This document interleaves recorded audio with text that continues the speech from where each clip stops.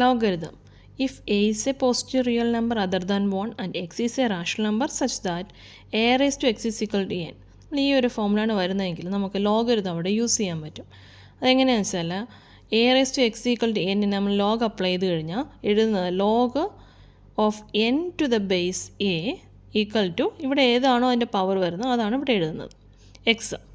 So ഇവിടുത്തെ ക്വസ്റ്റ്യനിൽ log 1000 to the base 10 ആണ്. അപ്പോൾ നമ്മൾ ഈ ബേസ് 10ൻ്റെ ഫോമിൽ 1000 മാറ്റപ്പോൾ 1000 നമുക്ക് എങ്ങനെ എഴുതാം 10 ക്യൂബ് എന്ന് എഴുതാം.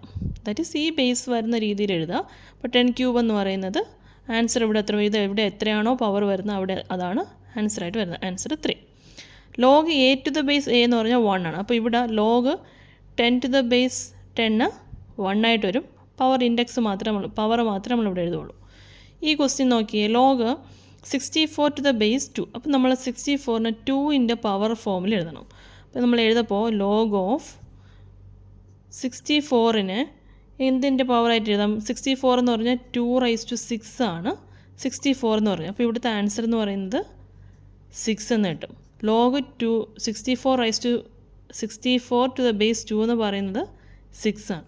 സിമിലർലി 625 നമ്മൾ 5ൻ്റെ പവറിലോട്ട് എഴുതപ്പോൾ log 625 to the base 5 is equal to 5 raise to 4 എന്നാണ്.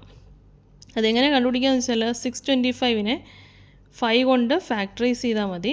ഇവിടെ കിട്ടുന്നത് 125 എഗെയിൻ 5 ഡിവൈഡ് ചെയ്യുമ്പോൾ 25 എഗെയിൻ 5 അപ്പോൾ 5 റൈസ് ടു 4 എന്ന് എഴുതാം 625ന്. That is answer is 4.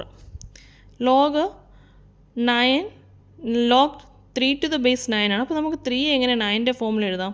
അപ്പോൾ ആദ്യം അറിയണം ലോഗിൽ 3 എന്ന് പറയുന്നത് സ്ക്വയർ റൂട്ട് ഓഫ് 9 ആണ്.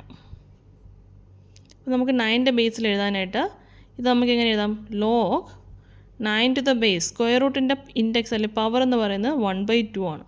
So answer is 1/2. Thank U.